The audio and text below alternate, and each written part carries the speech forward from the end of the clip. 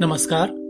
बोलती कहानियां कार्यक्रम में आज आपकी सेवा में प्रस्तुत है स्पेन से पूजा अनिल की कहानी ब्रोचेता एस्पानिया।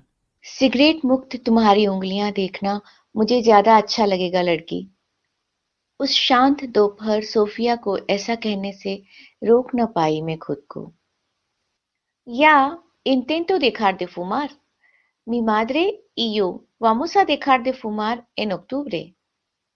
जी, धूम्रपान छोड़ने का पूरा प्रयास है मेरा। मेरी माँ और मैं, हम दोनों ही अक्टूबर में धूम्रपान छोड़ देंगी। सोफिया ने पूरे आत्मविश्वास से जवाब दिया। ब्रोचेता इस्पानिया में समय बिताना अपने घर सा सुखद रहा है। मधुर संगीत से गुंजित और जिंदादिल वातावरण वाला यह रेस्तरां मद्रिद के चहल पहल वाले एक इलाके में है। उनके बहुत से ग्राहक भारतीय हैं, जिनमें से कुछ हमारे मित्र भी हैं। रेस्तरां की मालकिन मारिया और उसकी बेटी सोफिया अक्सर वहां मिल जाती हैं। दोपहर की सुस्ती काटने के लिए उससे अच्छी कोई जगह नहीं। स्वादिष्ट कफे सोलो और कफे कुर्तादो यहाँ की विशेषता है। उस रोज लोग कम थे। मैं सोफिया को गौर से देख रही थी। मैंने देखा कि कुछ कुछ मिनटों के अंतराल पर वह 22 साला लड़की बाहर जाकर एक सिगरेट के हड़बड़ाहट में और जल्दी जल्दी कश लेती। उसके धुएं में अपने बनते बिगड़ते भविष्य की रूपरेखा देखती, उसकी टोंटी को एस्ट्रे में तत्परता से बुझाती और पुनः आकर हमारे साथ बार में बैठ जाती। चुलबुली बातें करती। अपनी बातों से, अपने खुशमिजाज स्वभाव से वह बच्चों बड़ों सभी का दिल जीत लेती। जब वो बाहर जाती तो उसका प्रेमी भी उठकर उसके साथ बाहर चल देता। उसके साथ कुछ लम्हे अकेले में बिता उसी के साथ लौट आता। शाम कब की बीत चुकी थी, पर सूरज अभी सर पर चमक रहा था। अगस्त के नितांत खामोश महीने में मद्रिद एकाकीपन की बेबस परतों में डूबा सा दिखाई देता है। न सड़कों पर यातायात का बोझ, न ही आसपास दोस्तों का मजमा, न त्योहार का उल्लास, न ही स्कूल या ऑफिस जाने का रूटीन। ऐसे में कुछ एक मित्र मिल जाएं तो शाम की रौनक कुछ देर को एकाकीपन दूर कर देती है। हम सब साथ समय बिताने की गरज से एक बार में ड्रिंक्स लिए बैठे बातें कर रहे थे। इन तेज गर्मियों में दिन का कोई भी पहर एक चिल्ड बियर पीने के लिए सुखकर है। शाम के 7 बज रहे थे, अभी रात होने में समय था और हम में से किसी को रात की प्रतीक्षा भी न थी। बार धूम्रपान मुक्त था, वहां अंदर धूम्रपान निषिद्ध था। अतः वो उठकर बाहर जाती, जल्दी में या कुछ बेचैनी में छोटे छोटे कश लेती, मानो एक ही पल में पूरी सिगरेट खत्म कर लेना चाहती हो, और उसी बेचैनी में अंदर आ जाती। मैं कब से उसे देख रही थी। मुझे ऐसा प्रतीत हो रहा था कि उसे सिगरेट की आदत न थी, न ही उसे धुएं में मजा आ रहा था। बस वो अपनी माँ की नकल कर रही थी। शायद अपनी माँ की सिगरेट की आदत छुड़ाना चाहती थी वह। मुझे बुरा लग रहा था कि इतनी छोटी सी उम्र में उस खूबसूरत लड़की ने अपने हाथों में मौत पकड़ रखी थी। स्पेन के नियमानुसार सिगरेट के प्रत्येक पेग पर बड़े बड़े अक्षरों में लिखा जाता है, फुमार माता, अर्थात धूम्रपान जानलेवा है। फिर भी मैंने देखा है, यहाँ पर 12-13 साल के बच्चे छुप छुप कर या अपने माता पिता की नकल कर सिगरेट पीना शुरू कर देते हैं। मेरा मन कहता है उन्हें समझाऊं कि जिस जहर को इतना मजा ले ले फूक रहे हैं वे, उसे बनाने वाली कंपनी को अपने सबसे अच्छे ग्राहक की भी परवाह नहीं होती। वो तो अपने ही ग्राहक की जान से खेलकर अपना नाम बनाए रखते हैं। पर मैं किसी को न समझा पाने की असमर्थता अपने तक सीमित रख लेती हूँ। मैंने मारिया की तरफ देखा। मेरी नजरों में सवाल था। उसकी नजरों ने वो सवाल पढ़ लिया।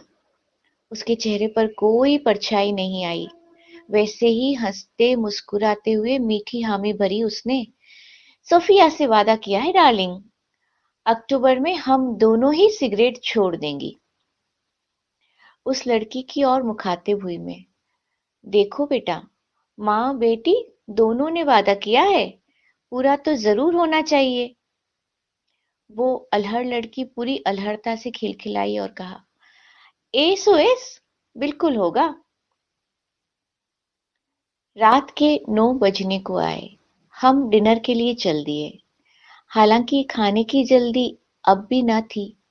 उजाला चारों ओर अब भी फैला हुआ था। सूर्यदेव को भी घर जाने की कोई शीघ्रता न थी। आराम से स्पेन की गर्मियों का आनंद ले रहे थे वे भी।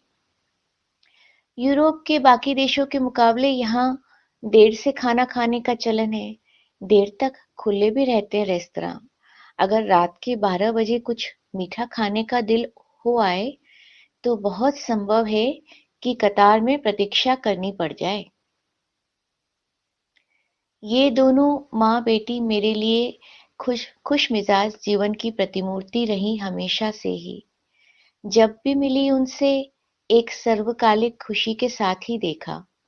कोई दुख हुआ भी तो वे उसे अपने बैग के आखिरी कोने में छुपाकर उस पर अपनी हंसी का सामान फैला देती।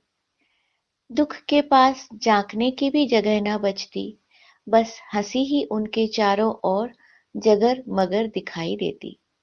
मैं जानती थी कि माँ ने अपना पति खोया था और बेटी ने पिता, मगर जीवन सदा बिना शिकायत देखा उन दोनों का। अगस्त, सितंबर, अक्टूबर, नवंबर बीत गए। उनसे न बात हुई इस बीच, न ही मुलाकात हो पाई। मिले तो साल के आखिरी दिन न्यू ईयर ईव पर ही मिलना हुआ। हम पूरी गर्मजोशी से मिले। इतने महीने न मिल पाने का उलाहना भी बातों के बीच अटका था। मुझे बहुत बदली बदली सी लगी वह। उसकी सेहत कमजोर थी। आंखों के नीचे काले धब्बे थे। कमर तक लहकते बाल कानों तक छोटे हो चुके थे और रंग बेहद बुझा बुझा। मन में कई सवाल घुमड़ रहे थे। क्या हुआ होगा ऐसे? डिनर के बाद तक उससे सब कुछ पूछना स्थगित रहा। कई लोगों के बड़े से ग्रुप में वह साल की आखिरी रात का उत्सव गमक रहा था। अधिकतर हम सब भारतीय मूल के लोग ही थे ग्रुप में। कुछ एक भारतीय मित्रों के जीवन साथी स्पेनिश भी हैं, अतः कुछ स्पेनिश लोग भी साथ दे रहे थे हमारा। किंतु सभी एक समान थे वहां। वही उल्लास, वही भोजन का स्वाद, वही नए साल के स्वागत की उत्सुकता। मुझे यहाँ भोजन में 3 कोर्स मील का रिवाज बेहद पसंद है। सर्वप्रथम हल्के स्टार्टर सर्व करते हैं, जो एक से अधिक भी हो सकते हैं। फिर भारी मुख्य भोजन और अंत में मीठा। साल की आखिरी रात का मेनू कुछ अपवाद छोड़कर अधिकतर निश्चित रहता है। उस रात मेनू में एक स्पेनिश शेफ द्वारा प्रस्तावित और परिकल्पित भोजन था। स्पिंच क्रीम विथ चीज और लॉबस्टर सैलेड स्टार्टर रहे। मुख्य भोजन में मांसाहारियों के लिए स्टीम्ड सब्जियों के साथ साल्मन मछली और शाकाहारियों के लिए साल्मन मछली के स्थान पर जुकीनी, एक प्रकार की तुरई, टार्ट परोसा गया। और अंत में chocolate sauce pineapple carpaccio. Carpaccio एक निश्चित रूप से सज्जित पतली पतली फांकों को कहते हैं। वाइन यहाँ के दैनिक भोजन का हिस्सा है। स्पेन के कई शहरों में अलग अलग किस्म की वाइन तैयार की जाती है और उसके स्वाद के अनुसार ही उसे किसी उपयुक्त भोजन के साथ पिया जाता है। इसे भी शेफ ही निर्धारित करते हैं कि किस भोजन के साथ कौन सी वाइन परोसी जा सकती है। भोजन स्वादिष्ट तो था ही, उसका प्रस्तुतिकरण भी बेहद सुंदर था। और सबसे सुंदर यह कि भोजन के बाद स्वयं शेफ ने आकर सभी मेहमानों का अभिवादन किया। डिनर के बाद जब रात के 12 बजने में 10 मिनट थे, तब माद्रिद के प्लाजा दे सोल से सीधा प्रसारण देखने के लिए रेस्तरां में लगा टीवी चालू कर दिया गया। वहां लगे घंटाघर के सामने जमकर भीड़ रहती है और हर माद्रिद निवासी अपने जीवन में कम से कम एक बार जरूर नए साल की शुरुआत उस भीड़ भरे प्लाजा में करना चाहता है। घंटाघर की बालकनी में खड़े प्रेजेंटेटर अपनी बातों और कमेंट्री से उस भीड़ की रौनक बनाए रहते हैं। उस रात भी हम रेस्तरां में उस रौनक को देखते हुए इस साल के अंतिम 10 मिनट बीतने की राह देख रहे थे। इस बीच सभी को अंगूर के पैकेट्स बांट दिए गए। सब ने देख लिया, हर एक पैक में 12 अंगूर थे। ठीक 12 बजे जब घंटाघर में 12 घंटे बजते, तब हर एक घंटे के नाद के साथ एक अंगूर खाना अगला 12 महीने भाग्यशाली होने का संकेत है। हमने भी वैसा ही किया। जैसे ही 12 घंटे खत्म हुए, नया साल हमारा स्वागत कर रहा था और हम एक दूसरे को उल्लास भरे साल की बधाई देने में मशगूल हो गए। जैसे ही कुछ शोर थमा, मुझे मारिया की कहानी पूछने की याद आई। तभी उसने मेरा हाथ पकड़ा, अपना और मेरा ओवरकोट उठाया और मुझे उस हॉल से बाहर निकाल लाई। सड़क जीवन से भरपूर थी उस समय। सुंदर रंग बिरंगे अलंकारों से सारा शहर सज्जित और जगमग था। लोग पटाखों से नववर्ष का स्वागत कर रहे थे। सब तरफ खुशी बिखरी थी उस पल में। उसने सिगरेट निकाली और जैसे ही जलाने लगी, मैंने हाथ रोक लिया उसका। उसने मेरे तनाव को सूंघ लिया। मरने वाली हूं मैं, कैंसर डिटेक्ट हुआ है मुझे। मैं वहीं थम गई। तुम सिगरेट छोड़ क्यों नहीं देती यार? जब तक जीवन है मुझे जी लेने दो मेरी जान, उसने अपने स्वभावगत प्यार से कहा और बेहिचक जला ली सिगरेट। फिर उसने अचानक हुई अपनी कैंसर जांच के बारे में बताया, अपनी कीमोथेरेपी के किस्से बिना दुख सुनाती रही। जेल से सजे अपने सुंदर नाखून दिखाती रही। दिसंबर की सर्द रात में अपने जीवित होने के छल्ले बनाती रही, जो उस बर्फीली हवा में ठहर ठहर जाते। मैं उसके बैग में छिपे दुख को जागता देख भी अनदेखा किए उसके साथ चलती रही। उसकी हंसी पर एक भी प्रश्न चिन्ह लगाए बिना उसे सुनती रही, वह खिलखिलाती रही।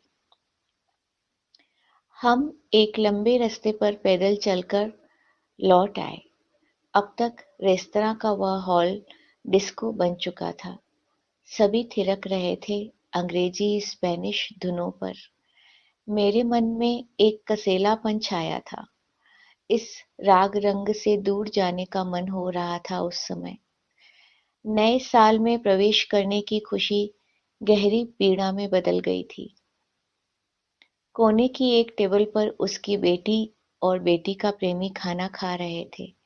सोचा उनसे मिल लूं। ओला अर्थात हेलो और फेलिस आन्यो अर्थात शुभ नववर्ष अभिवादन के बाद हालचाल पूछते हुए कुछ औपचारिक बातचीत हुई और मैं मुख्य बात पर आ गई। तुम अब भी धूम्रपान करती हो? हमेशा की तरह जल्दी में थी वह, मानो एक ही पल में सब कुछ बता देना चाहती थी। उसने कहा, मेरी माँ के लिए बहुत देर हो चुकी थी। डॉक्टर ने कहा कि सिगरेट छोड़ देगी तो बिल्कुल जी नहीं पाएगी। pero yo he cumplido mi promesa, किंतु मैंने अपना वादा निभाया है। bien hecho mi niña, enhorabuena por el coraje। बहुत बढ़िया किया तुमने मेरी बच्ची, इस साहस के लिए बधाई तुम्हें। मैंने बधाई देकर उसका मान बढ़ाया और उसने ग्रासियास शुक्रिया कहकर मुझे धन्यवाद दिया। उसकी बात सुनकर मुझे खुशी हुई। उसे गले लगा लिया मैंने और पीठ थपथपाकर शाबाशी दी उसे। मेरे कंधों पर उसकी माँ के हाथ का दबाव पड़ा। मैंने पीछे मुड़कर देखा। उसके नेत्र गर्व भरे थे। अपनी बेटी के भविष्य को लेकर कोई शंका न थी उसके पास। मैंने बेटी की आवाज में सुनिश्चितता की ध्वनि सुनी। दो वज्र समान शख्सियतें मेरे सामने थी। व्यर्थ ही व्याकुल थी मैं। उनके साथ मुस्कुराई और उन्हें अपने साथ चुर्रो चॉकलेट खाने का निमंत्रण दिया। चुर्रो चॉकलेट एक तरह के फीके कुछ मीठे तले हुए पेस्ट्री स्टिक होते हैं जिन्हें गर्मा गर्म चॉकलेट में डुबोकर खाते हैं, जिसे उन्होंने सहर्ष स्वीकार किया। सुबह के 5 बजने वाले थे। सर्दी अपने पूरे शबाब पर थी। शहर अब तक सोया न था। हमें भी नींद न थी। हम सब एक चुरेरिया की तरफ चल दिए। 9 वर्ष का पहला स्वाद था वह। मीठे का आलिंगन सारी व्याकुलता विदा करने को काफी था। सुबह होने में देर न थी।